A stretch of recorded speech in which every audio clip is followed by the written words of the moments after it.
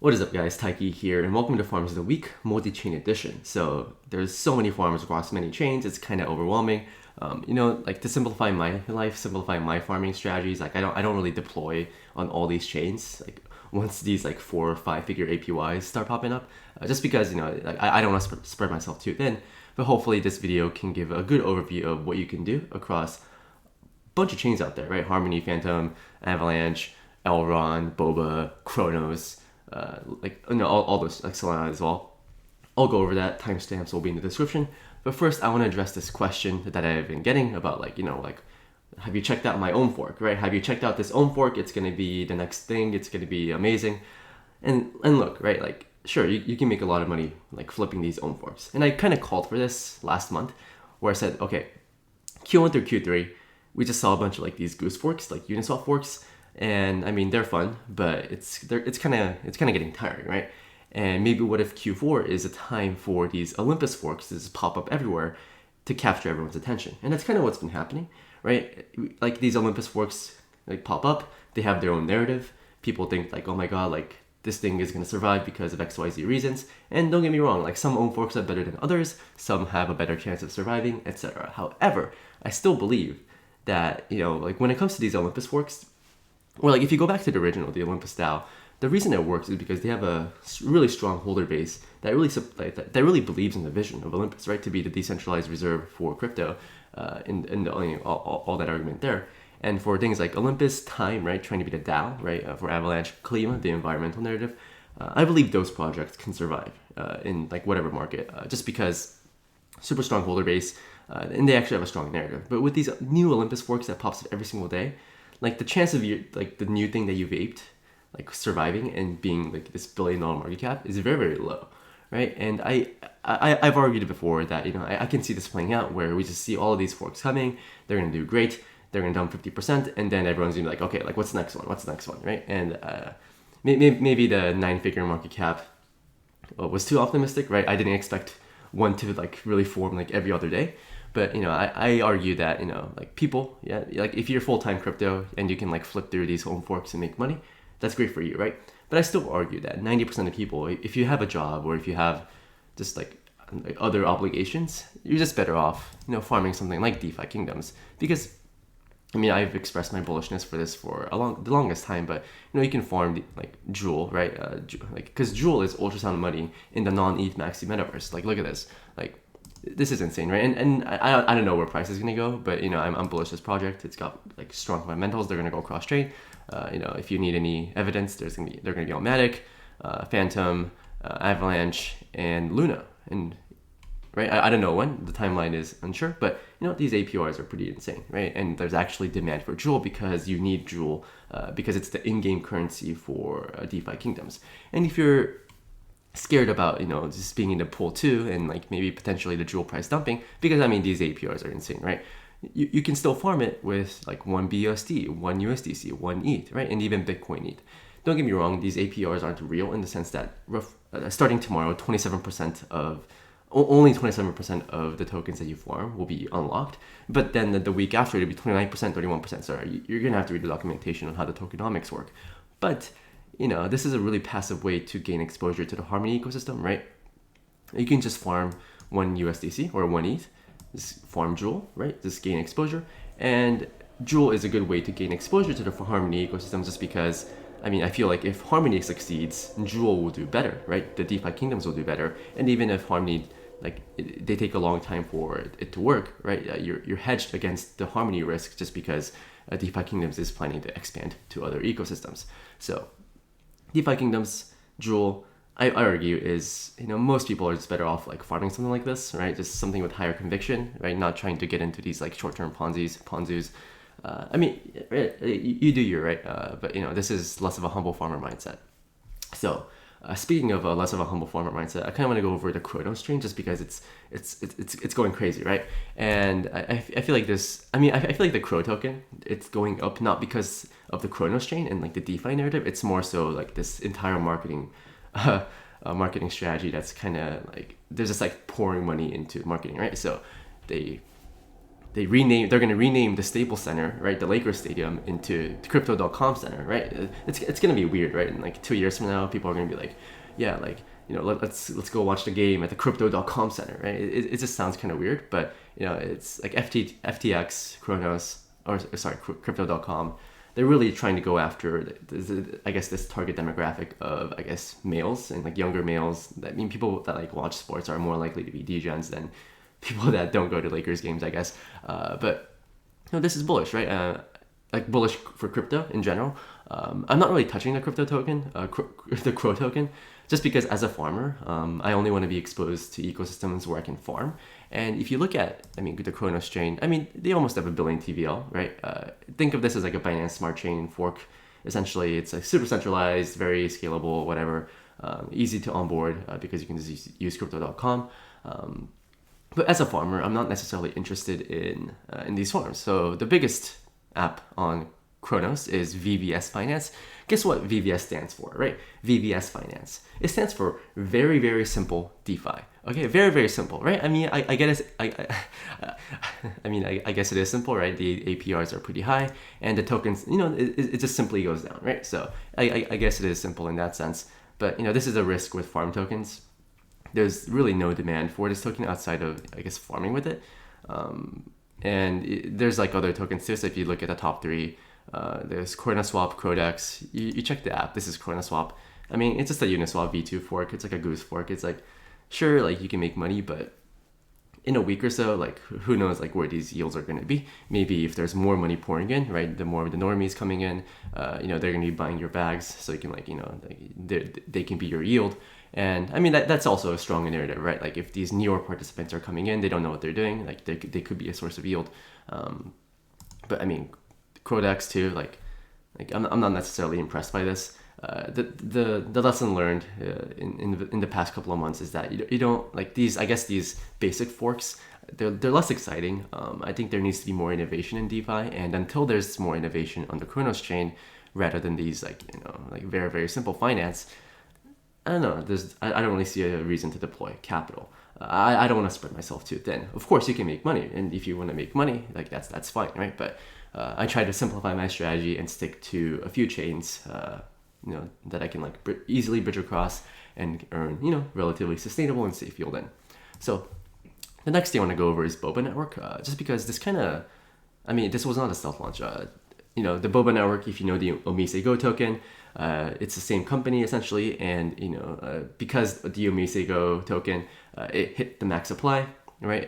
I guess the team wanted to reset the tokenomics by introducing a new token, so they essentially gave Boba tokens to OMG tokens to anyone that like staked it on the Boba Network, FTX, other chains.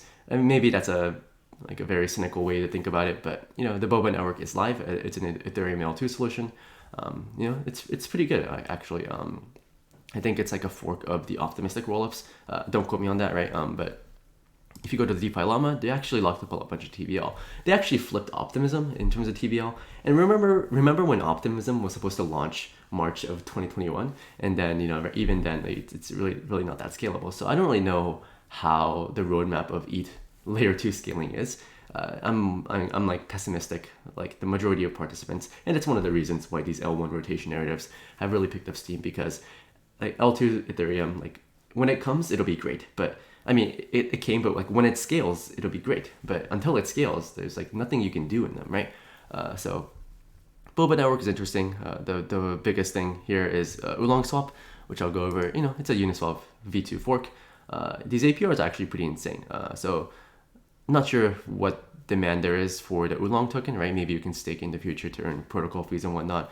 But outside of that, these APRs, pretty good, right? USDC ETH, you get paid in the Oolong token, so depending on your prospects on the Oolong token, maybe these APRs aren't real. However, in the meantime, these rates are pretty good, and I heard the gas on Oolongswap, on Boba Network is low to high, right? It's ETH is the gas token, right? So you need to use ETH as the gas token. And I heard it ranges anywhere from $1 to $10, depending on how congested the network is.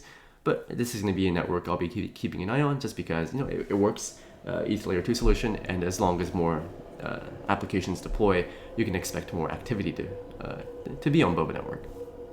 Okay, so now let's go over the Elrond chain, right? So Elrond network, I've been keeping an eye on it, but I generally don't invest in chains where I can't really use the network. It's just I just don't really see a point, right? And I guess this is a really anticipated launch. The Maiar DEX went live, and they're gonna have this 1.29 billion USD liquidity incentive program. Ooh, big headline, right? Like $1.3 billion. So this is kind of misleading, just because this $1.3 billion, it's not really coming out of their pockets, right? They're paying out $1.3 billion in the MEX token, the Maiar DEX token, right? So it's kind of misleading, because sure, if the MEX token goes up, then it's like it could be a $3 billion liquidity mining incentive program. But if the MEX token dumps in half, then it's like a $600 million incentive program. Well, if it goes down 80%, it's much less. And it's going to be and this token is going to be distributed to people that farm on the Maiar exchange, right? And these rates are pretty good. And in fact, this Elrond USDC pool, right? If you're actually bullish on like charting and the roadmap of Elrond, this is pretty insane, right? So this farm I can get behind. But these two farms, anything with the MEX token, just seems a little dangerous to me. Sure, the market cap 2.6 billion, right? But the weekly rewards paid out in the MEX token is 800 million. So it's just very, very dilutive. And I feel like with these new chains that pop up, it just like creates a lot of excitement within the community, just because the community, they have probably been waiting for this moment for a long time now. And it's natural for people to be excited and ape into these farms when they launch. However, it doesn't make sense that the Maiar exchange, the only application on the Elrond chain. I know there's other low protocols on there, but essentially the main blue chip protocol in the Maiar exchange, does it make sense that it's like a $2.6 billion market cap, right? In this range. And I guess if you compare it to Bitcoin SV, maybe it should be worth above Bitcoin SV. But essentially every project in crypto, most projects in crypto should be valued above Bitcoin SV. So that's not really a strong narrative. And I feel like should this thing be worth more than Trader Joe? I don't really think so. Maybe in the future, right? Like if in 6 months Elrond is a thriving ecosystem, maybe the number one exchange, Maiar exchange, should be worth that much. But given the inflation, I don't really see a point to enter this pool too, or even single-sided staking. Yes, there's 1% penalty fee if you exit early and whatnot, but EGLD USDC farm, interesting, right? This is a good one. This is a good one, right? And maybe you can auto compound MEX, right? Just farm and then restake here, and that could be a good way to think about it. But it just seems like inflated valuations to me. Just my 2 cents. So speaking of Trader Joe, let's go into the Avalanche ecosystem. Let me just connect to the AVAX ecosystem. There we go. Okay, so obviously Avalanche, it's the only green thing in the markets. Markets are red, Avalanche is up. Right? Markets are up, well, Avalanche is up more. And they're finally, they finally flipped the meme coins, right? So some faith is restored, some rationality is restored into the world. But I argue that yes, you can. There's a bunch of Ponzi's on the Avalanche ecosystem. But as the humble farmer mindset, I feel like the simplest strategy that the majority of newer participants, right? If you're trying to learn about DeFi, what you can do is you can deposit Avalanche as collateral on Aave, right? Earn roughly 13.6%, right?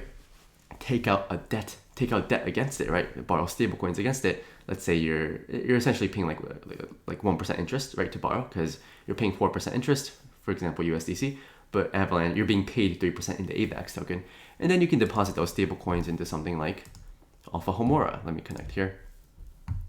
Alpha Homura leveraged yield farming protocol, right? You can deposit Tether here for 57%, right? So essentially what you're doing here is that a bunch of people are trying to leverage yield farm, right? And earn these insane APRs.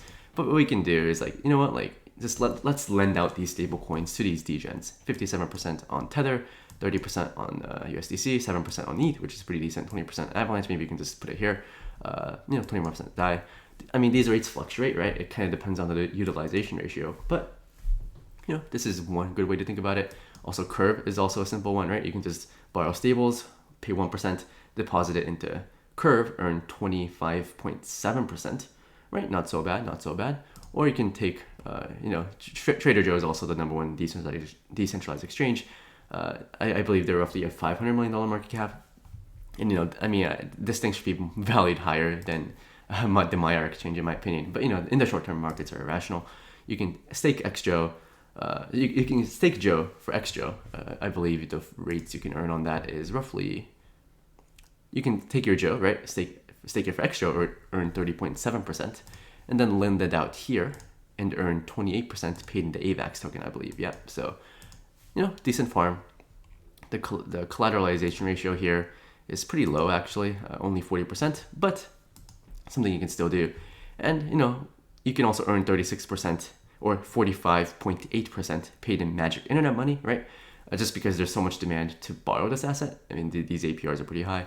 So what you can also do, if you're like more on the safer side, deposit AVAX as collateral, or just any asset as collateral, borrow stablecoins against it, swap it for MIM, right here, right? And there's a bunch of liquidity here, so you can, swap between, let's say, USDC to MIM pretty easily, and then take that MIM, deposit it into Trader Joe, earn 45.8%, right? There's a bunch of things you can do on Avalanche. Yes, there are more higher risk strategies out there, but I think the benefit, or I think the positive for the Avalanche ecosystem is that you can really earn really good yield just using safe strategies. And I think that's one of the reasons why TVL is going up, and the momentum is strong.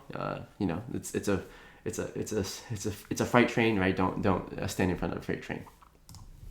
Okay, so now let's go over let's go over the Fantom ecosystem, right? Because I argue that I think the Fantom ecosystem has taken a beating, right? I think it dumped roughly 50% from its all-time highs, from like 340 to like 170, and now it's roughly at $2. Let's actually refresh. And when it comes to like my layer 1 rotation thesis, I often look into Tezos, right, as like the benchmark of quality L1s to flip Tezos, right? Just because I don't know about you, but I am not bullish Tezos. So I remember back then, like Fantom was like a $2 billion market cap. I'm like, okay, like let's flip Tezos, right? And they flipped Tezos. And the way I think about it is I think the floor of Fantom is the valuation of Tezos, right? So whenever Fantom gets close to the valuation of Tezos, I think it's I think it's an attractive opportunity, at least for me. And you can say the same for Harmony, right? Like Harmony being under the market cap of Tezos doesn't make sense to me. I don't know how long it'll take, right? But I suspect this to be flipped at some point, and DeFi Kingdoms is a good way to do so. But you can do similar strategies on Fantom. You can take assets as collateral, right? Put it on Geist, right? Decent APRs, borrow staples against it, put it into Curve, right? You can earn roughly, this is HREC crypto, you can earn, really decent yield putting into this pool, right? This is a Geist pool. What is this? Like 4%, 22, 24%, pretty decent. Other pools there. Track crypto, always good. And there's also, let me connect to the Fantom ecosystem so you can see this. If you want exposure to the Fantom ecosystem, I really like this pool, the Beats pool, right? Let's go to the Invest Farm section. So this is a balancer fork, and you can roughly earn 45% being an LP for Fantom USDC. And if you're bullish on the Fantom token, you can actually gain 70% exposure instead of 50, right? And this could be a way to express your bullishness on the Fantom token without being too worried about impermanent loss. Of course, there is going to be impermanent loss, but there's going to be less just because it's weighted more towards the FTM token. 45% APR. You can auto compound that, right? You can like farm your beats, put it back into here, earn decent yield on that. Okay, cool. So now let's go over lots of ecosystem. Let's go over the Solana ecosystem. So I'm not really interested in Solana farms, right? Solana, sure, great ecosystems. There's a lot of money backing it. But in terms of DeFi and farming, I don't really see a reason to like bridge funds over to Solana. I don't think the rates are that great, right? At least for me, right? It's all about opportunity cost. And the reason I was in Apricot Finance, I mentioned this like a month ago, was because they're going to be doing airdrops, right? So whoever, I guess, deposited funds to Apricot Finance, it's a leveraged yield farming protocol. They're going to be airdropping tokens. I believe they're going to be airdropping it relatively soon. You can go over to rewards tab. It's coming soon. So once I get this airdrop, I might leave, right? I'm not like that necessarily interested in farming on the Solana ecosystem, but who knows? Maybe I'll stay. And what they do is leveraged yield farming protocol. They have this Apricot assist feature where if you're close to being liquidated, it'll auto de-lever the position for you, so you won't get liquidated. And backed by a strong team, really interesting. So I was just like farming it here and just farming the airdrop, but just anyone that entered this when I pointed it out roughly a month ago, it's gonna come soon. So just look out for that. So lastly, let's go over Terra. Just because Terra has been pretty disappointing, to be honest, right? It got flipped by Crow. Like, holy, like what is going on here? And pretty disappointing. But I will say that this is like my hypothesis, right? Might not be right on this, but the Terra ecosystem, right, and the sentiment around Terra feels really similar to the sentiment around Avalanche back when Avalanche Rush kept getting delayed, right? I remember like when I was covering Avalanche, I was like, oh my god, it's coming. Oh, it's coming next week, and then they delayed again, and it's like, oh, coming next week, and they delayed again, which is, it kind of like killed the hype for the project, but obviously Avalanche came back super strong, now a top 10 coin. And I believe one of the reasons Terra has, excuse me, I'm a little sick still, Terra has lost momentum is because Astroport, this was supposed to come, I mean, maybe not supposed to come, but it was anticipated to come in mid-November, but it got delayed to December 6th. And it lock dropped December 6th, and let me actually find the actual date here. Yeah, December 6th, right? And obviously this means that, these other launches will also be delayed, and, Q4 Terra Autumn didn't really happen. But I still argue that, Astroport is going to be a super valuable project that I can see becoming like, maybe a $500 million protocol. And it's really important because essentially this thing is Uniswap v2, Balancer, and Curve all in one protocol. And if you're bullish on the Terra ecosystem, it's hard not to be bullish on the Astroport token. So I think that once Astroport comes, right, in like December, Mars maybe coming in January, I think the ecosystem will get back, I guess, the excitement and the momentum. But in the short term, it's probably going to underperform, right? And I'm totally fine with that, just because I have a longer time horizon on the Terra ecosystem, so I'm just okay, right? Just earning yield and whatnot. But that's kind of my sentiment, right? The two most anticipated projects, Mars and Astroport, got delayed, right? Kind of seems like the Avalanche Rush delay, right? It's like, oh, Avalanche Rush coming, oh, it's kept getting delayed, right? And the token doesn't do well. And then once things start picking up, Avalanche price discovery outperform everything. So maybe in late Q4, Q1 is like when Terra actually picks up momentum. But that's kind of my sentiment. So hopefully this overview of one of our many projects was a good way to just get like a snapshot of what you can do in these ecosystems. Obviously, I didn't cover everything, right? It's kind of impossible to cover everything in this 23-minute video. We know lots of farms out there. Like I mentioned, like if you're not earning double-digit yield on your assets, like what are you doing?